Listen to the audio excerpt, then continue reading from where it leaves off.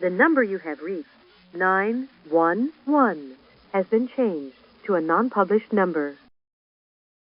Yeah. And you recognize what vehicles they're driving. Yeah. If I've had any contact with them before, I have an idea of who's got Right. what. And you don't consider that selective enforcement at that point? You've had prior contact with them? You know their license may be suspended or they may not have a valid license? No, because I have not, in the time that I've worked the road, okay, if I'd had any contact with her whatsoever, as far as finding out whether her license was suspended or her plates, I had no reason to run the plates. They're on trailers that were parked on a piece of property, so I've never had any reason to run them. Weren't breaking or violating any laws, and I never would have suspected them, and I've known them for 3 years. So you really not had a lot of contact with the Joneses Prior to in them patrol? running. Yeah, none. Other than the chief asking you to go after these people? Right. Yeah, I never had any contact with her at all until we started this shit, and then they tried to jump on our bandwagon. How about Vito Austin or Sean Austin? Have you ever had? No, neither one. Okay. Russell Size Never. or Michael Roth? Nope. Because like I said, I work graveyard, so most of the time that he wants his enforcement stuff done is during the day Or swings? or swings. And when I come in on my graveyard shift, he's pretty much done for the day, and I go out and do my job. So, Okay. Now, has the chief ever asked you to run people through a CGIS or NCIS? NCIC? no. Okay. But like I said, he didn't have a lot of contact with me. He's very aware of what kind of officer I am. I know you said you're not aware of him asking other people to run, but Linda came to you. Linda did come to me. What did Linda have to say to you?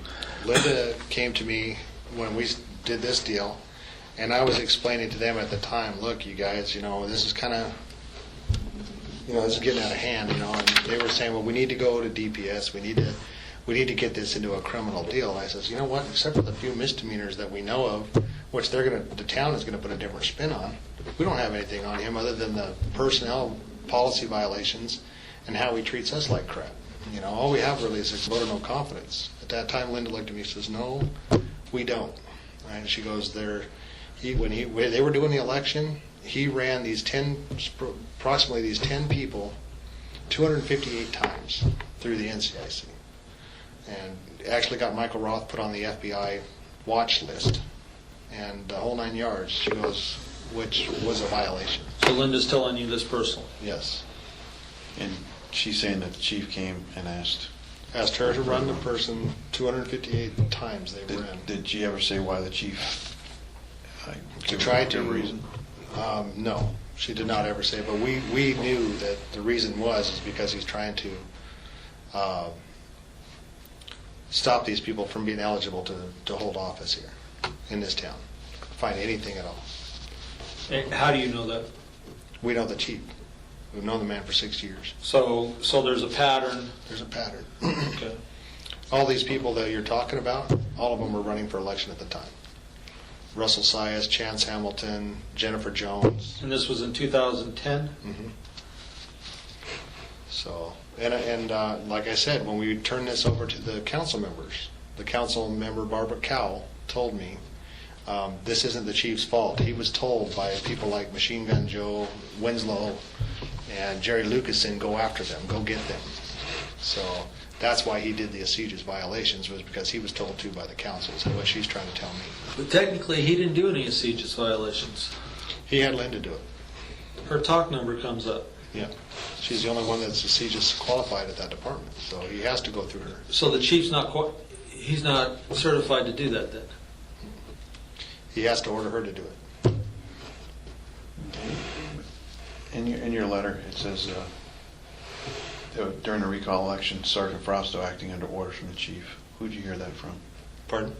It says here in your letter that you wrote, it says, it was reported that during the recall election, Sergeant Frausto acting under orders from the chief ran criminal history checks on people stopping at residence or business of people. Is that my letter? It's your letter.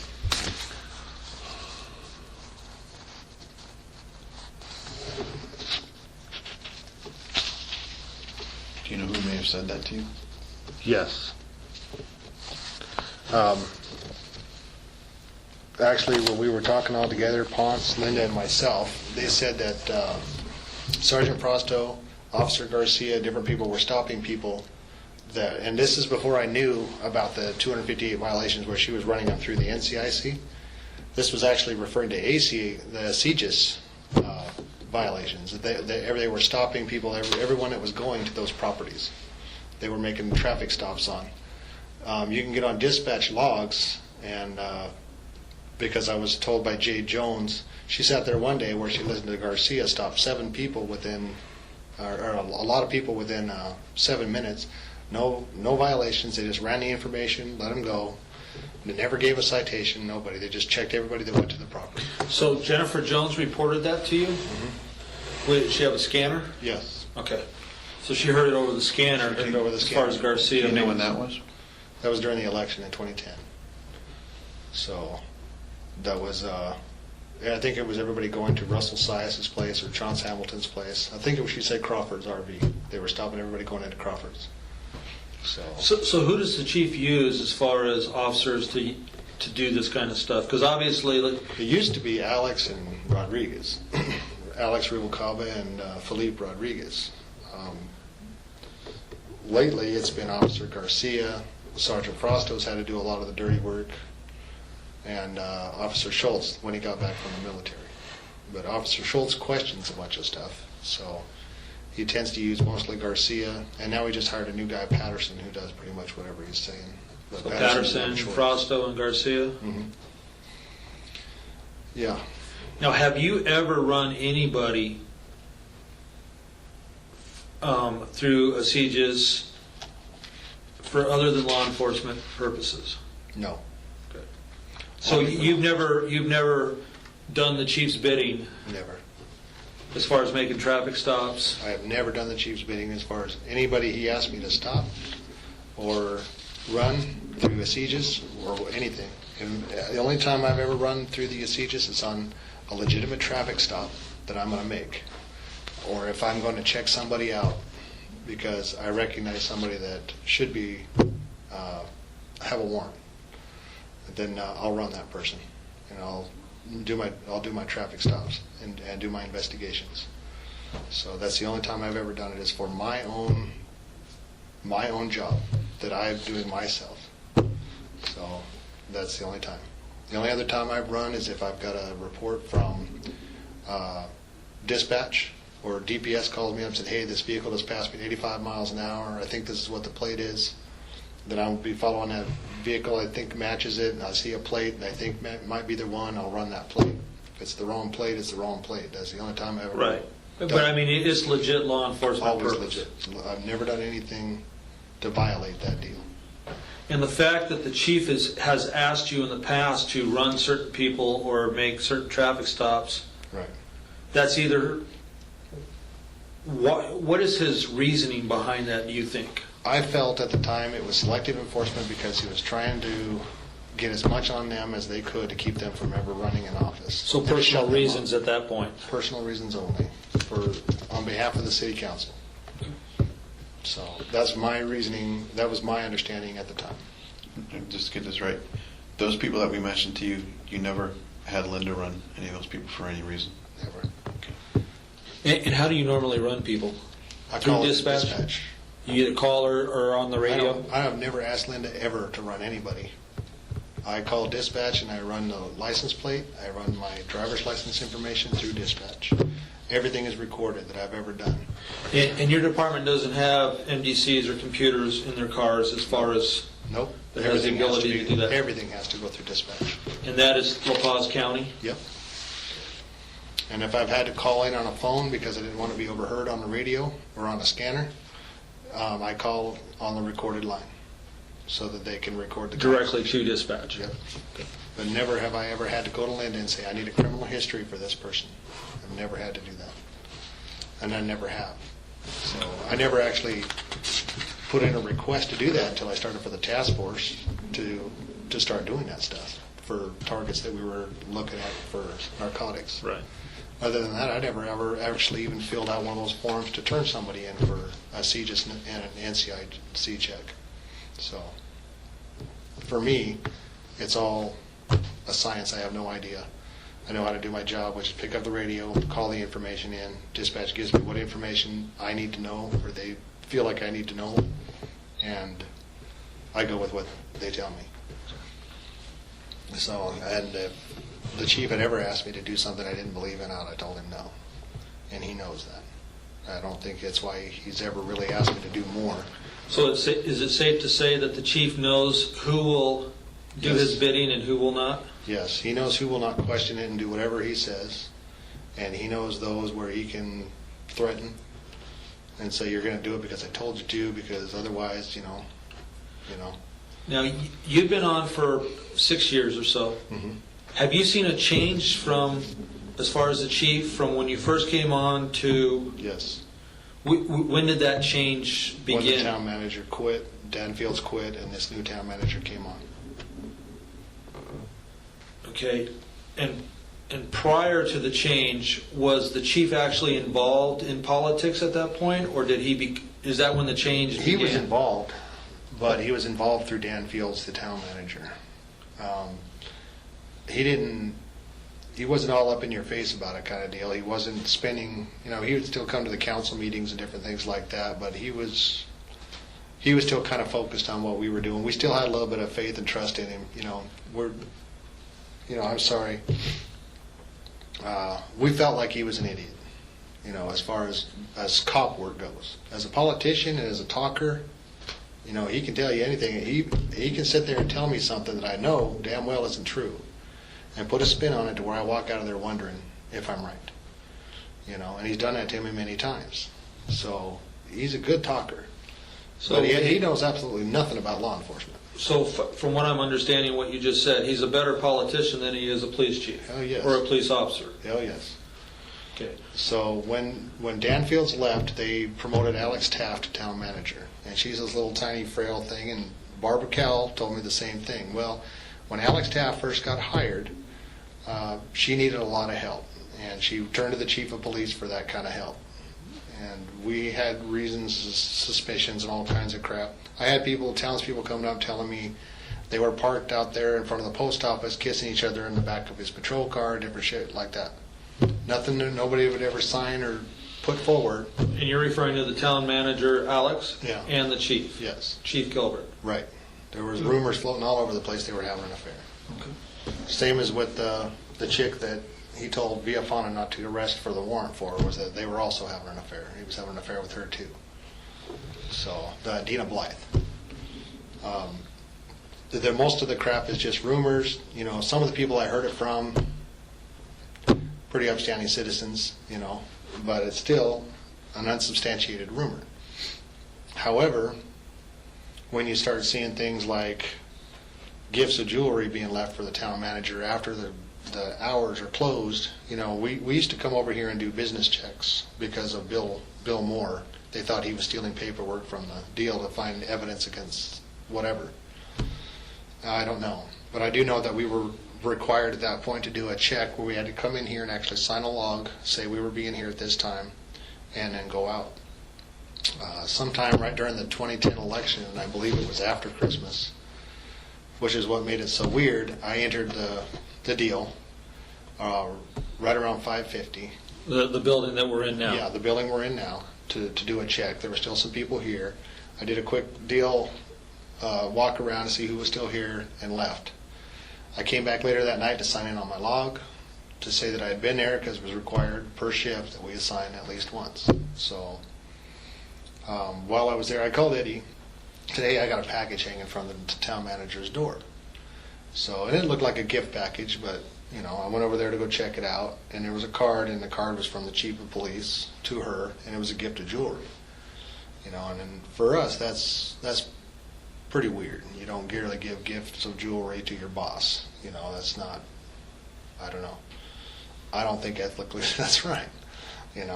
But on it, the card, the whole 9 yards said, that looks like there is at least a pretty good, strong friendship there, if nothing else. So then when people started coming to me and saying they were having an affair, I was inclined to think, well, it's There might be some truth to it? There might be some truth to it. Okay, but like you said, it's never been substantiated. Never. So now Dina Blythe, she's one to talk her mouth down at the bar. She's an alcoholic. She's a drunk. Officer Villafana made a stop on her. She had some outstanding warrants. And she called the chief of police. The chief of police told him, don't arrest her. She's, he showed up and said, well, she's going to take care of it. She's going to take care of it. Just let her go. So he overrode a court order and made Villafana let her go on that warrant. So that's what kind of, I think, started the rumor that he was having an affair with her. So later on, Villafana, because Villafana is a good cop, I do believe that. I don't know him as well as I know like Eddie, but what I've seen of him, he's an honest, good cop. He does what he thinks is the right thing. And Officer Villafana stopped her for a DUI. She again called the chief, and I think they actually tried to talk him into taking her home instead of to jail and different things like that.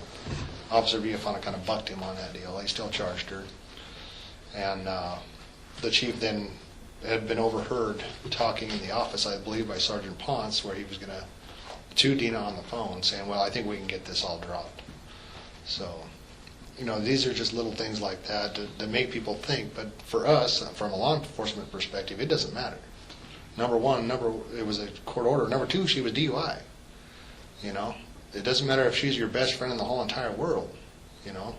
I told my brother straight up, if I catch you drinking and driving, if you're drunk or not, and I catch you driving your vehicle, I will be the first one to book your ass in jail.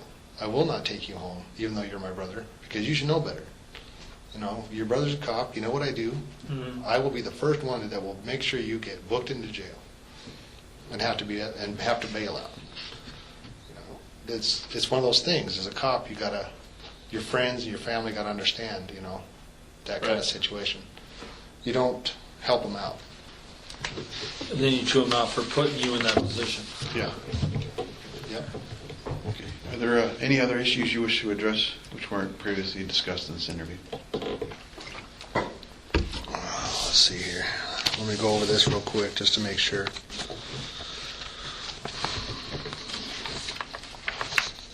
Well, for myself, it's, I gave you what I'm aware of. And like I said, most of what I'm aware of is because of the officers and stuff that I've worked with. I work graveyards. The chief has never had anything against me other than the fact of the Jennifer Pinot interview deals, and he's done his little things like, get upset because I think I had Eddie go to a grand jury for me because I didn't have a babysitter. At that time, I wasn't married. Linda was watching my kids. She had to be to work at 8, and I asked him to cover a grand jury, which Frosto now does all of our grand juries. But at that time, the chief said, well, if he couldn't make his grand jury, then maybe he needs to go work for McDonald's, because if his kids are going to be that much of a problem to this job, then, which pissed me off. Yeah. That kind of crap like that is the only thing he's ever really had to really mess with me at all, and nothing that he's ever had that he can write me up for. I watched him screw up this deal with Officer Starr, who was a friend of mine. He was a good guy. He made a big mistake, but he was a good guy. I know he never should have been a cop, but we told him that. I believe we told Ponce that when we met him, and Ponce did tell the chief, I believe, that this guy was not going to be a good cop. That's all in this stuff you already have. So, I don't know, not criminal wise, personally wise, when these officers have come to him, when Eddie came to him and said, hey, the doctor says my hips are messed up, I need to wear a load-bearing vest, just because it was Eddie and because Eddie had talked to the deal, he said, nope, absolutely not. Other officers have been allowed to wear a load-bearing shirt, different kind of vest package. And he was actually going to allow Starr to when Starr was his friend. But when Eddie asked, he said, no, we're not going to do it. These are just little spiteful things. Mm-hmm. And these are the things I'm aware of that have me giving him a vote of no confidence as the chief of police. And his own questioning all the time, like when officers make a call, he has to question me or Ponce or the other officers to find out if that officer did the right thing or the wrong thing, because he has no idea. He's not aware of the, I'm not even sure he's aware of the 28 code, let alone the 13 code, completely. He damn sure knows the politic code, He knows that damn well. So, I have witnessed and heard from other officers of a hostile work environment against Officer Yeomans. This really bothered me at the time, because Officer Yeomans was left to go to a domestic violence call by himself. Then he was punished for it because he didn't have everything in the report that he should have had. And they charged him on administrative leave with, when he explained it in this last deal, they said, well, he knew that any use of force, well, he didn't use use of force at that time, They wrote him up because he neglected to say that Byron kicked the DPS officer by accident when the DPS officer opened the door when he was in there kicking the door of the car, and he accidentally kicked the officer. He apologized for it immediately, because he had meant to kick the door, and he didn't want to be a victim, so he said, hey, just I don't need any of that kind of crap, just let it go. And it ended up becoming a big deal. It was found out about. It was later determined that, but at the time he went on administrative leave, this is the reason he was told, that he was going on administrative leave because he neglected to put that in his report. They checked with Jackson to find out, what actually happened. Jackson told him, look, Officer Schultz made a big deal out of nothing, and he wasn't even there. And Officer Schultz, who should have backed him up, been there that night, never did. And that's what really torqued me off, is that he's standing there doing a truck inspection. They get a call for domestic violence. When the chief gets investigated, or when we got investigated through this last deal through Bone, he told her that it's not required for not all the officers to go to a domestic violence call. It is in our policy that all officers will respond to a domestic violence call, especially with Byron Wilson and Michelle Haller. They're dangerous people. They always fight. They're known offenders, and they're in the middle of a damn desert out there in Plamosa, where you better take a backup with you, because while you're fighting one, the other one's going to crack you on the back of the head. Even if they were killing each other moments before, they're going to do it. They were together at the time, and he said, hey, Schultz, let's go. We got a domestic violence. This is Byron and Michelle. And he goes, oh, well, I got to do this truck inspection. You go ahead. So he left him to go by himself, knowing that he was going to a domestic violence call. He let him go by himself. He went out there, immediately got over his head, and had to call for backup. And they ended up trying to call Schultz. He refused to answer the radio. They called DPS. DPS responded as his backup. Then Schultz got on the radio and said, hey, did he get backup out there? They said, yeah, he went back to doing his truck inspection. He then called him after the fact, which at this time both the DPS officer and Yeomans is pissed off because he refused to respond. So he says, hey, do you guys still need me out there? And they go, yeah, get your ass out here, just to make him drive all the way out there because they were pissed, basically. So he drove out there, and now he's pissed off because he just washed his vehicle and got it all nice and shiny, and now he's had to go fuck it all up. So he gets out there, and Jackson is brushing off his hat, and he's missing a tassel. And he goes, and he's got a footprint on his leg. And he goes, hey, what happened? And he goes, oh, Byron was kicking around and stuff, and he accidentally got me on the leg. And so when he explains it to the chief the next day, Byron was fighting Jackson, and it was a big, long, drawn-out deal, and his tassel got broke on his hat, and all this other kind of crap, which didn't actually happen. And Schultz never saw it happen, so he lied and made up the whole damn thing. So he calls Yeomans in, and I'll tell you, Yeomans should never have been a cop. He's a substandard officer. He's very, very bad. He lies. He's not trustworthy in any way. He's been transferred from one crew to the other crew and back and forth because he cannot deal, and you can't trust him as backup. He'll leave you in the lurch. But at this point, he gets put on administrative leave for not putting that in his report, which had nothing to do with the report. They were arrested for disorderly conduct, for domestic violence. It had nothing to do with the charges against him, nothing. So yes, there's supposed to be a full, complete, detailed report. You know, normally that's a write-up in your file if you're going to go that far. Then you're going to write them up or something like that. Or if you'd have just said, you know, this is what the deal was going to be, which the chief later changed to be that after we told him. But he puts him on administrative leave, and the officer who never responded at all doesn't get nothing. In fact, he gets promoted to sergeant the next day. You know, and I'm sorry, but when we're all saying, hey, this guy didn't bother, you know, what are you missing here? You know, you're saying that this officer failed. You already know he's a substandard officer, that he tends to make mistakes in the field, and you're having us watch out for him, which BFON will testify that the chief has told him, watch this officer and see if he makes any mistakes, because he was looking for a reason to fire him. Basically FTO him again and see what you can tell me. So this other officer never bothered to go to a domestic violence call, which is in our policy that it's supposed to go. Why did he not get punished other than a verbal thing that you said you gave him, which we know never actually occurred? Mm-hmm.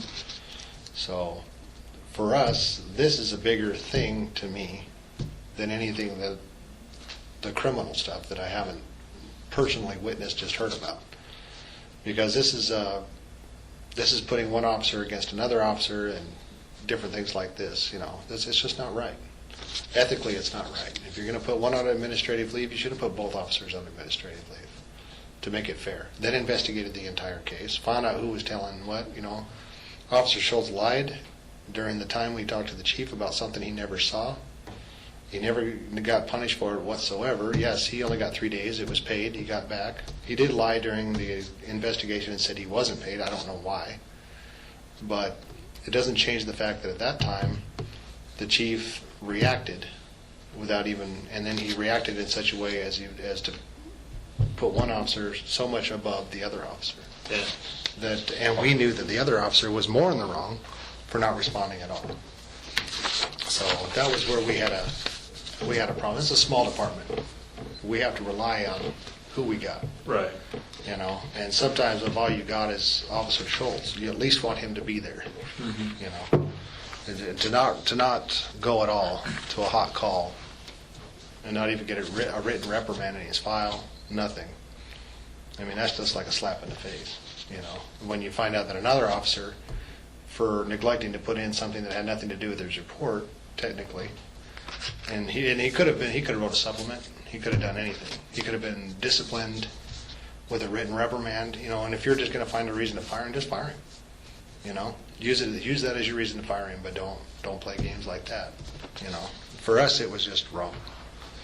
Now, if we have any other questions of you, is it okay to contact you? Yes, it is. Okay. Do you need a phone number? I believe I have it. Yeah, I'm locked up at home, so I'm not going anywhere. Do you have any other further questions? Is 1672 the last four of your phone number? Yes, it is.